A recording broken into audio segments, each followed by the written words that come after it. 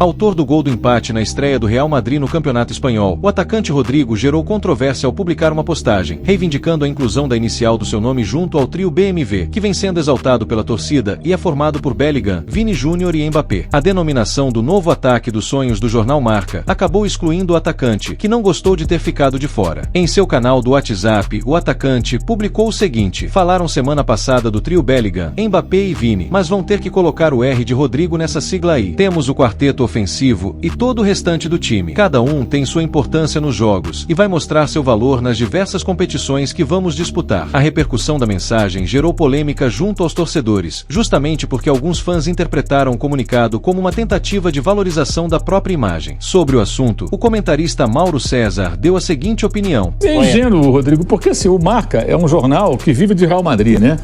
Vive de Real Madrid. Atlético de Madrid não interessa, é só em último caso vai virar manchete ali, Real Madrid.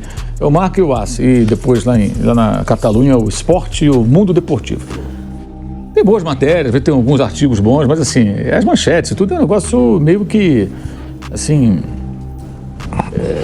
não dá pra levar muito a sério, né? Que é tudo pra falar pro fanático do Real Madrid, aquela coisa, um viés de alto e tal.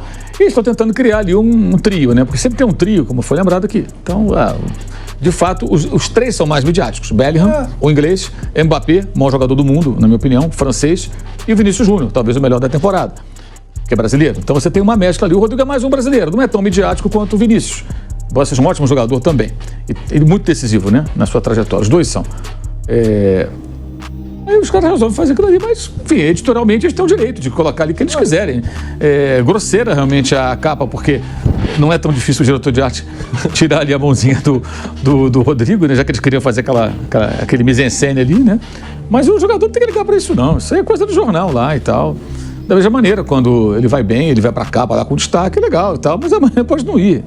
Enfim, eu não levaria a sério não, se eu fosse o Rodrigo. O início de temporada mostrou para Endrick como a concorrência no Real Madrid será grande. Ainda sem estrear oficialmente pelo clube merengue, o atacante não descarta respirar novos ares para não ficar esquecido no Santiago Bernabéu. Pelo menos é o que fala o jornal AS. De acordo com o jornal, a prioridade do brasileiro é convencer o técnico Carlo Ancelotti nos treinamentos, que tem condições de ajudar o clube durante a temporada. Mas o atacante teria colocado um prazo para isso acontecer. Caso contrário, deve buscar oportunidades em outro clube. Segundo o jornal, a avaliação seria feita por Endrick e pelas pessoas que gerenciam sua carreira em dezembro deste ano. Se acumular poucos minutos até lá, o atacante não descartaria pedir para ser emprestado na janela de transferência que abre em janeiro de 2025. Sobre o assunto, o narrador Jorge Igor falou o seguinte: tudo isso aqui eu tô me baseando na matéria do AS, que eu li de ponta a ponta 2 vezes, com muita atenção.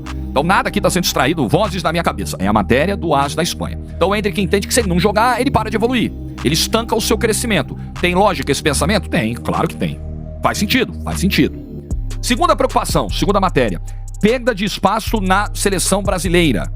Ele se entende hoje como uma peça fixa nas convocações, tem data FIFA agora em setembro, o Brasil vai ter jogos contra o Equador e contra o Paraguai, e ele acredita que passar um semestre inteiro sem jogar o prejudica também no ambiente de seleção, porque realmente, como é que você vai cobrar titularidade no ataque da seleção brasileira de alguém que não joga no seu clube, que é banco no seu clube e quando entra pouquíssimo? Então o Endrick entende que isso pode ser um sinal amarelo. Opa, peraí, talvez eu precise de um outro lugar para jogar, para me desenvolver, para não parar, para não frear a sequência. A questão é que o Ancelotti já deu 2 declarações que levam a crer que o Endrick terá esses minutos que ele espera. Ele começa dizendo que não tem essa de Endrick no Real Madrid Castilha. E também, quando o Ancelotti diz que, olha, nós vamos fazer algumas rotações aí individualizadas, porque se o Real Madrid atingir o máximo em tudo que disputa nesse ano, a temporada, né, na temporada, ele pode disputar mais de 70 jogos, 72 no total. Então, essas rotações, elas serão necessárias, obrigatórias, eu diria. E o Ancelotti já sinalizou, até usando lá o vacaciones, né? Vou dar umas fériasinhas pra alguém aqui, num período ou outro, num joguinho ou outro. Vai precisar. E é aí que o Endrick vai aparecer. Até porque a própria matéria do AS lembra isso. As características de 9 fixo pelo centro do ataque, o Endrick tem. O Endrick as possui. O cara que tinha essas características do elenco da temporada passada era o Rossello, e ele acabou entrando bastante e acabou fazendo alguns gols muito importantes, inclusive em semifinal de Liga dos Campeões da Europa. Tem um outro ponto que a matéria destaca, também com a relevância do ponto de vista midiático.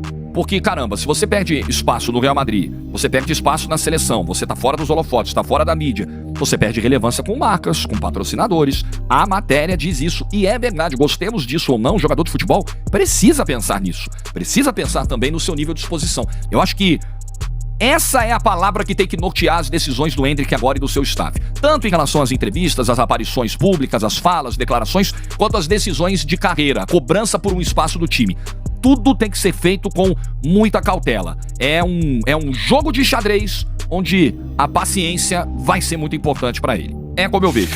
O meio-campista Gundogan quer deixar a equipe do Barcelona nesta janela de verão, e a equipe do Manchester City está entre os clubes que exploram a possibilidade de contratar o alemão. O técnico do Barcelona quer que ele fique, e o Pep Guardiola deu sinal positivo para uma possível volta do jogador. A equipe do Barcelona está disposta a deixá-lo sair se a oferta certa chegar.